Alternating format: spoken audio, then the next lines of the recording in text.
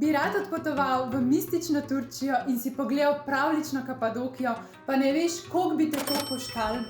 V tem videu ti razkrijeva čisto vse stroške, torej od hrane, prenočišč, vstopnin, res od A do Ž, kar sva midva imela stroškov tekom najnega dvotedenskega roadtripa po zahodni polovici Turčije.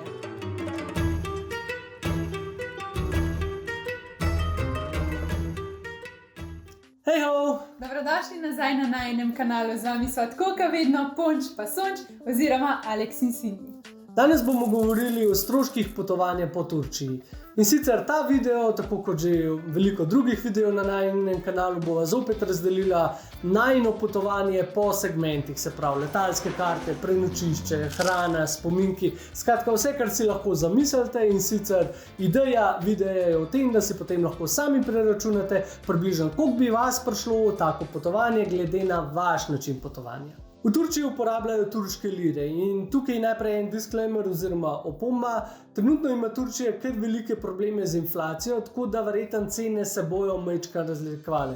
Ko sem bila midva v Turčiji, si za 1 evro dobil 10 turških lir, danes dobiš za 1 evro nekje 15 turških lir. Zdaj, načeloma za nas popotnike, za Evropejce, ki pridemo z evri, niti ni tak problem, bo verjetno sedaj še bolj pocen, kot je bilo, večji problem ima pač lokalno prebivalstvo.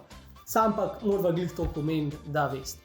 Če te zanima kaj več o Turčiji, te vabim na najin YouTube kanal, kjer najdeš tudi vloge, ki sva jih snemala na najini krožni poti po Turčiji. V bistvu, te vlogi so res polni informacij, kaj se splača pogledati, najdete pa tudi razne skrite dragulčke, ki jih res ne smete spustiti na vašem potovanju. Posnela pa sva tudi video Turčija Top 5, kjer sva v bistvu vključila 5 destinacij, ki so po najinem mnenju najbolj vredne ogleda.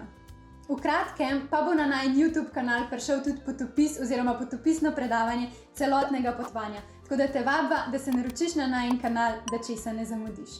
No, zdaj pa mislim, da je že čas, da gremo na sam video in kar začnemo s prvo kategorijo letalske karte. Midva sva za letalske karte odštela 270 evrov po osebi z vključeno prtljago. Noter sva imela vključenih ta velike kovčke za 30 kg prtljage, ampak moram pa po drugi strani povedati, da to je v bistvu kar draga cena za to destinacijo. Zanimivo sva plačala toliko veliko, ker sva nekako čakala do ta zadnjega, majčkeno zaradi COVID ukrepov in to, tako da ja, pač kasneje, ko vzameš karte, dražje so, čisto logično. Nekako, če se boste odločali za Turčijo, najcenejše karte, ki niso nizkocenovnih, ker nizkocenovniki dol Turčije še ne letijo, so nekje okrog 120 evrov plus. No. Tako da gledajte, da ste čim bližji tem 120 evrom, pa ste v bistvu dobili zelo v redu deal za letalske karte. Torej 120 evrov po osebi, povratna karta. Tako. Naslednji segment so hoteli oziroma prenočišča. Midva sva tekom celotnega potovanja spala več ali manj skozi v hotelih in v bistvu to so bili neki lepi hoteli, tako niso bile največje luknje, sobe so bile res lušne. In v bistvu cene so se gibljale od 25 evrov do 50 evrov na noč po sobi, torej za 2 osebi. Vse nočitve pa so vključevale tudi hotelski zajtrk. Najcenejši hotel sva imela v Pamukalah, ki je v bistvu ena taka luškana, majhna vasica, ki v bistvu čez noč nima prav veliko turistov. Tam sva odštela 25 evrov na sobo za pač oba, se pravi za 2 osebi, plus tisti razkošen hotelski zajtrk. Naj pa omenva torej tudi, da so vse te cene v visoki sezoni, torej v avgustu. Sva imela pa tudi 2 malo dražji nočitvi, ki pa pač sva si jih res mogla prvošati. V bistvu prva taka izjema je bila jamska soba v Kapadokiji, ki je res eno tako edinstveno in svojevrstno avtentično doživetje. Za to sobo sva odštela 63 evrov, se pravi na sobo, na to jamsko sobo, torej za oba. Imela pa sva v bistvu zelo lep razgled, v bistvu tudi, ko sva zajtrk jedla, bilo je čudovito, tako da zelo toplo priporočava. Druga izjema pa je v bistvu all-inclusive resort, v katerem sva spala 2 noči. Ta je pa kar pač dosti dražji. Odštela sva 140 evrov za 2 osebi na sobo, torej nekje 70 evrov na osebo. Ampak pač morate vedeti, da v bistvu to je bil pol tiste 2 dni tudi edini strošek, katerega sva imela, ker je bilo hrana, pijača, vse že vključeno noter.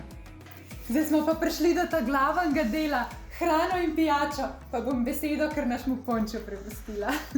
Skupno so za hrano in pijačo dala 309 evrov za oba, kar pomeni približno nekje 11 evrov na osebo na dan.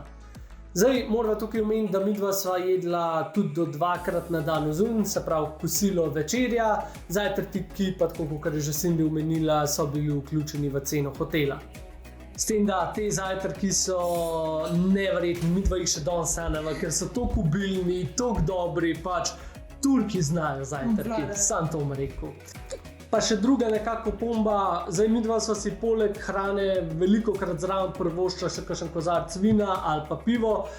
Načeloma pa alkohol v primerjavi s hrano je kar precej drag. Recimo čisto za primerjavo, dostakrat je bilo, ne vem, pol litra piva, če preračunamo neke 3 evre, ampak za to isto, se pravi za 3 evre si že dostakrat dobil že cel obrok hrane, tako da ni neke te balansa med njimi. Pa smo prišli do naslednje kategorije. Bila sva torej na road tripu in brez avta ni road tripa, tako da rentala sva avto in zanj odštela 518 evrov za 12 dni potovanja. To je v bistvu že z vključenim polnim kaskom vred.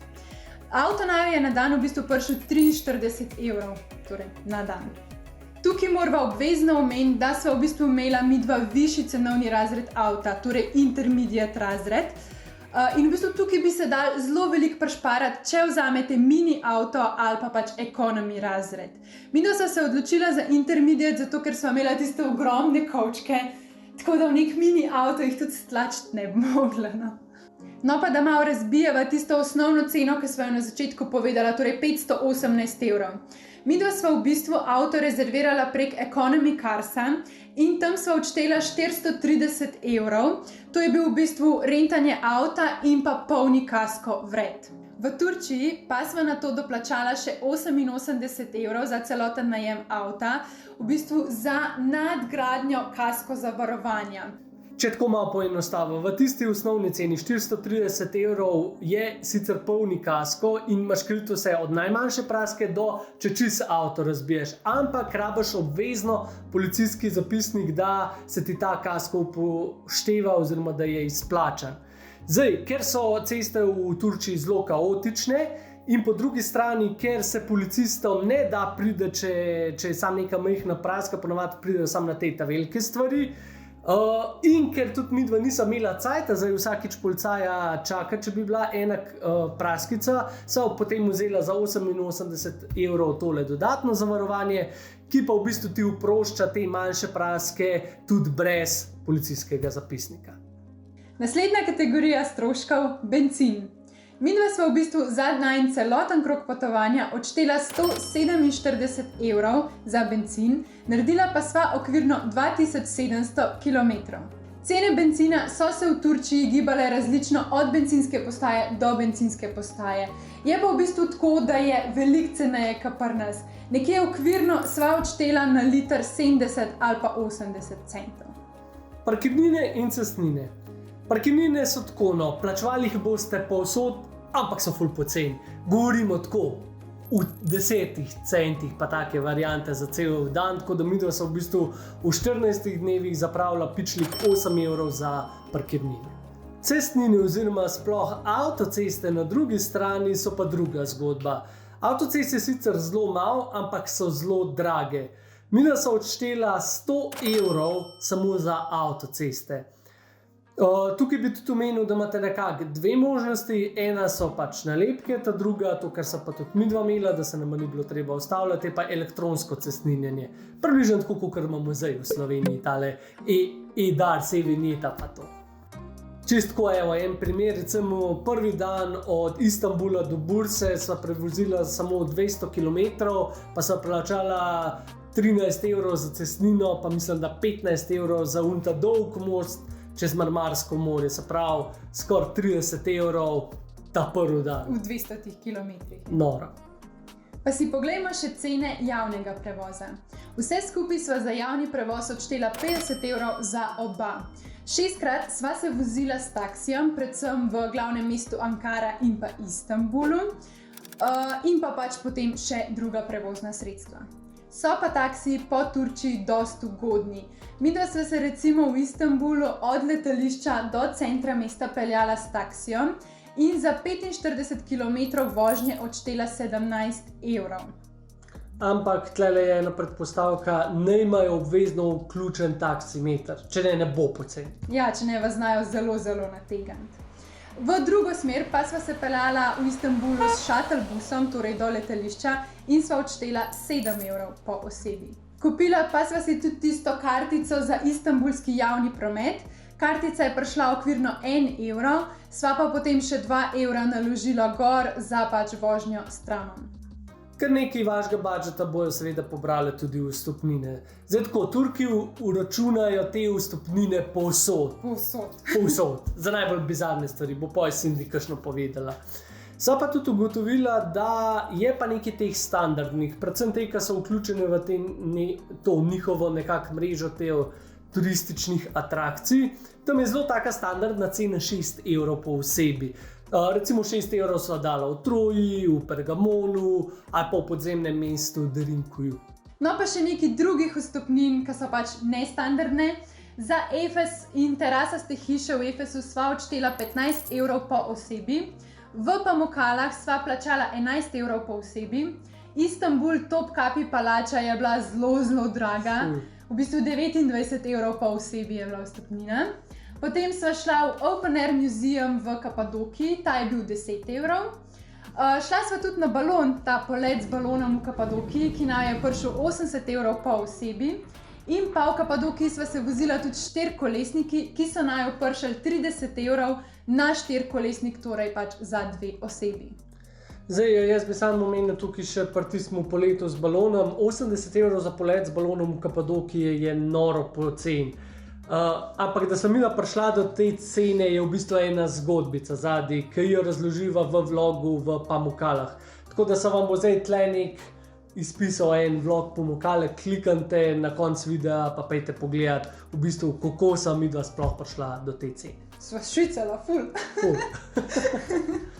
No pa da omenva še nekaj teh bizarnih primerov, kot sva prej rekla, Turki vam bojo vstopnino zaračunali res čisto na vsakem možnem vogalu. V Kapadokiji sva se zvečer odpravila gledat sončen zahod na razgledno točko in so nama zaračunali 30 centov za ogled tega razgleda. Potem v Kapadokiji sva šla tudi v Lom Valley in sva mogla plačati 1 evro po osebi. Potem pa je tukaj tudi Rdeča bazilika, tiste ruševine so nama spet zaračunali 1 evro. Ni toliko drago, ampak pripravite se, da vstopnino boste mogli res na vsakem vogalu plačati. Če torej potegnemo črto čez vse vstopnine, bile so kar velik del budžeta in sicer 181 evrov po osebi. In pa še kategorija drugo oziroma razno. Tukaj noter sva vštela čisto vse, kar nisva uspela dati v druge kategorije.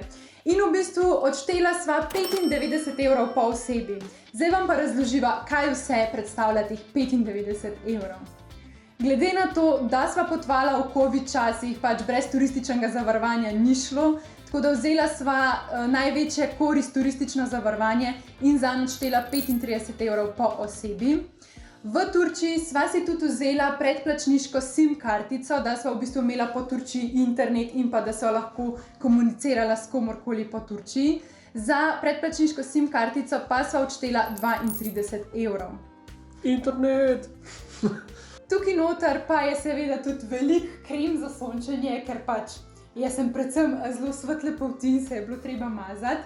Kupila pa sva tudi kar nekaj spominkov. Jaz sem si recimo kupila tak lep klobuček, zanj sem odštela 7 evrov, pa sva v bistvu kupila tudi očala, denarnico, kozarce za pitje čaja, ki jih imava zdaj doma. Pa lokum, pa v glavnem vse te majhne drobnarije. Pa kava pa čaj za domov.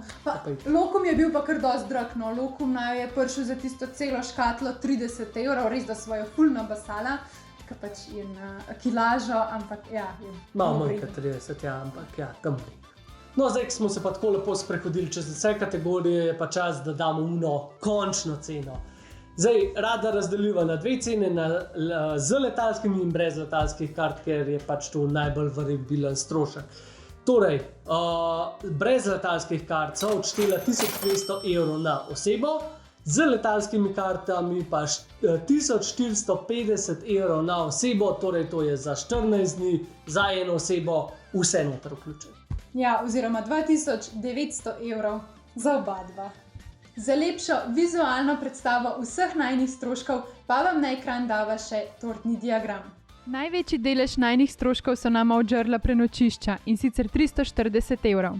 Na drugem mestu so letalske karte z 268 evri, rentakar naju je prišel 259 evrov po osebi, za vstopnine so odštela 181 evrov, za hrano in pijačo 155 evrov, bencin naju je prišel 74 evrov, parkirnine in cestnine 54 evrov, javni prevoz 25 evrov in vsi ostali stroški, kot so jih že omenila, 95 evrov po osebi.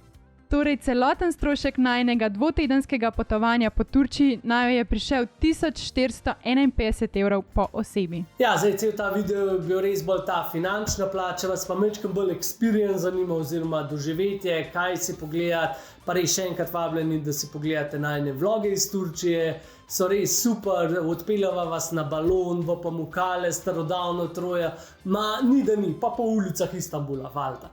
Po drugi strani pa, če vam je bil ta video všeč, če ste dobili koristne informacije, če mislite, da bi ta video še komu drugemu koristil, dajte pritisniti všeček, tako da tudi YouTube ve, da je uporaben video.